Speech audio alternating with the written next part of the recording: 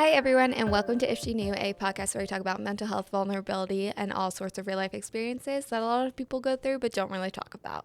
So, today, I am starting to feel a little bit sick. If you hear sounds in the background, Caleb is making some gnocchi soup for dinner. And I also have my tea here. So, if you hear a little bit of ASMR slurping, that's what that is.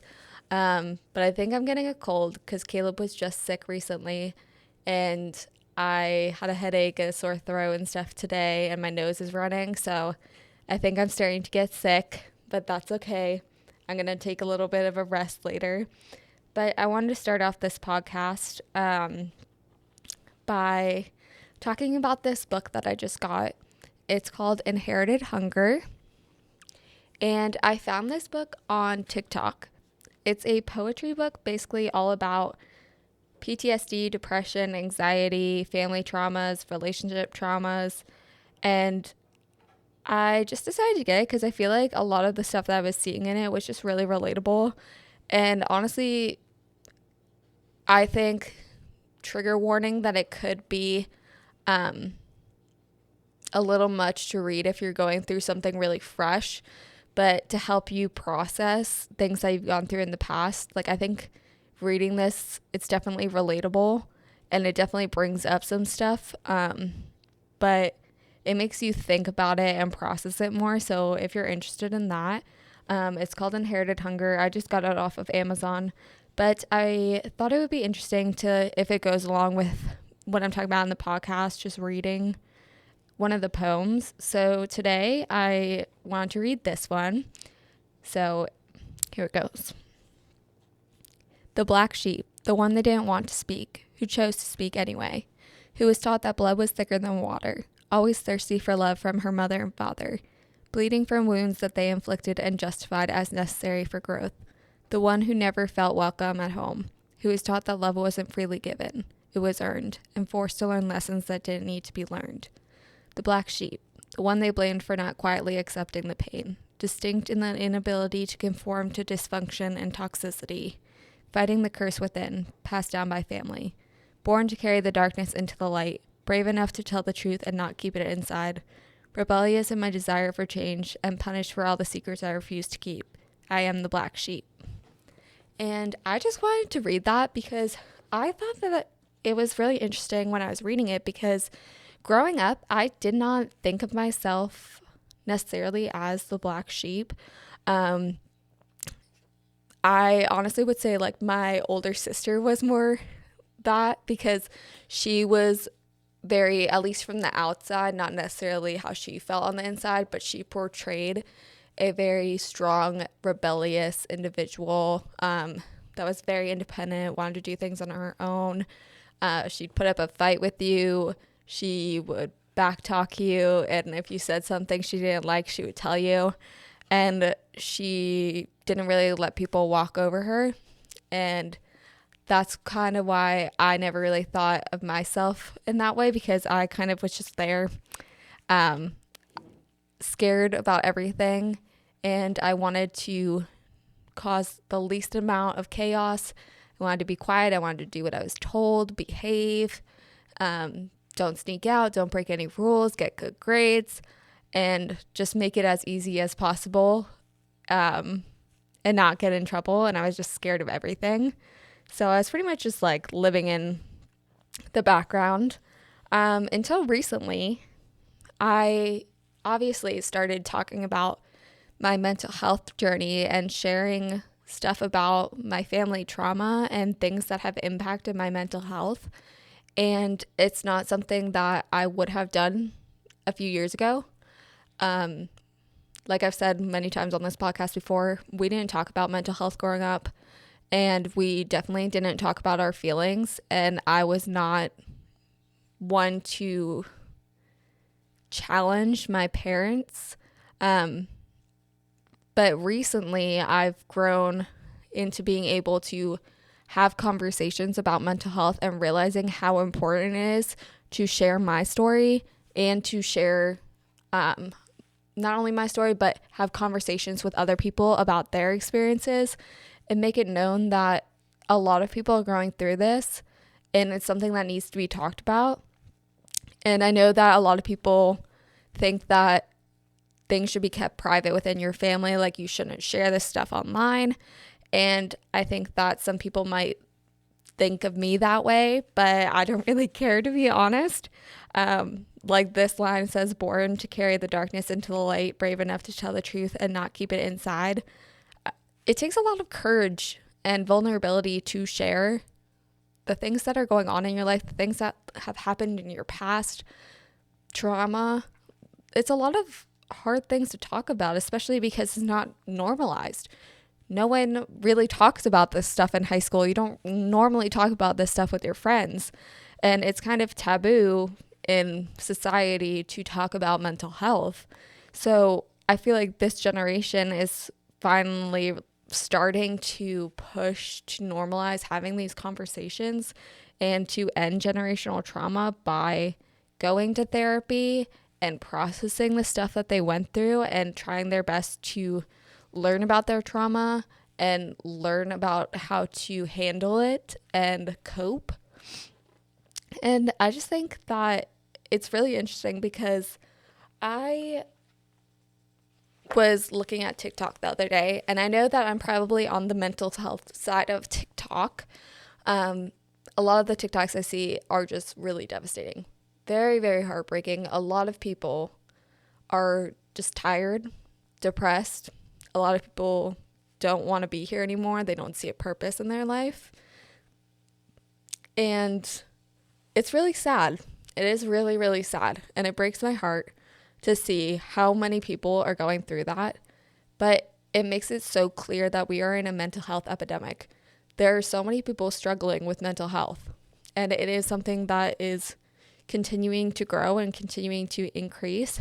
And we need to talk about it because there's so many people that are more comfortable sharing things online to strangers than they are comfortable talking about this with their friends and family, which is okay if you need someone to talk to and you don't feel comfortable. That's great, but we should be normalizing having these conversations in our everyday life so that people have support that they can reach out to in person. And I do have to say that even though it is really, really sad to see that, it kind of makes it seem like the world is so much smaller because everybody is going through the same feelings in different ways and different experiences. We are all grieving in some way. We are all heartbroken in some way. We are all discouraged in some way. And it makes it more normal that these are human emotions that people go through and that life is not always the best sometimes. And I mean, that's just the truth of it. You really have to push yourself every day to try your best and get through the day. And I know as someone who is depressed and has anxiety, it can be really, really hard because it is a day-to-day decision. You have to wake up in the morning and fight to get out of bed, fight to go to work, fight to have conversations with people. And it's not easy. And it's something that you really have to challenge in everyday tasks because it's easy to lay there in bed and not go to work and think about, oh, I should be at work right now. Da da da da da. I'm such a bad worker. What are people going to think of me? Da da da da da. And that's not beneficial at all. And I get that mental health days are great. If you need a mental health day from work, completely fine. Take a mental health day. Take a break. I think that's really important. But I also think it's really important to challenge yourself and challenge things that you're afraid of. For example, anxiety. I've been recently over the past year challenging myself to do things that I wouldn't have done. Whether that's making plans with somebody and then making sure that I follow through with going to that coffee shop to meet them because I planned on doing that. Even if I feel super anxious about driving there or something's going to happen, I think it's hard sometimes for people with anxiety to find the line between going with your gut and trusting your gut and regular, just irrational, anxious thoughts, because it's not normal for people with anxiety. Everything that they have to do, they have fears about and worry about. So it's really hard to tell what's being irrational and what's like a gut feeling because everything seems so scary. So you really have to try to the best of your judgment, as long as it's safe and you have a support system and people to support you, then you can challenge yourself slowly with little things to try to push yourself. And things, I'm not going to lie, don't always get better overnight. Sometimes it takes days, weeks, months, and it's going to be hard. I'm not going to sugarcoat it. It is not easy. It's going to take work. You're going to have to try every single day to push yourself continually. And I know that that can be really hard and really tiring, and you want to give up every day, but there's a reason. And ultimately, you are just preparing yourself to get to the place that you are supposed to be in the future.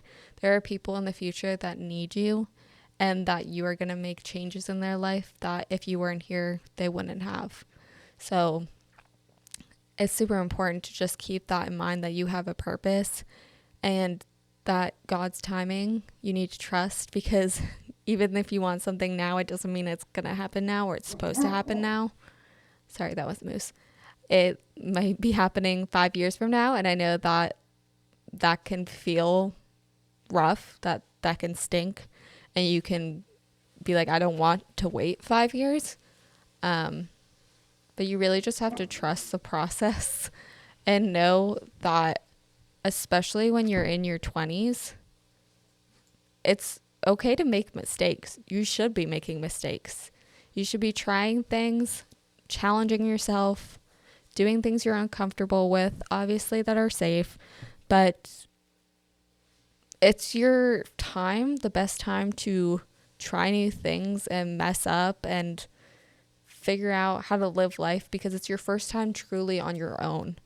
After you graduated college, you're no longer, for the most part, living with your family. You're probably moved out, either on your own or with a partner, and it's your first time making your own decisions, because in high school, you make somewhat of your decisions, but you have homework and your parents. And then in college, you have homework and your professors and coaches. And then once you get out of there, it's kind of all your decision. You're the one that has to set your alarm in the morning to go to work and decide that you're going to get out of bed and go to work. So it can be really overwhelming to have that much freedom, but take advantage of it. Do what's best for you and what you want to do that's going to make you happy, and don't care what anybody else has to say about it, because I was so scared to start public speaking or speaking on this podcast. And now I don't really care if people are judging me, if people send things to people.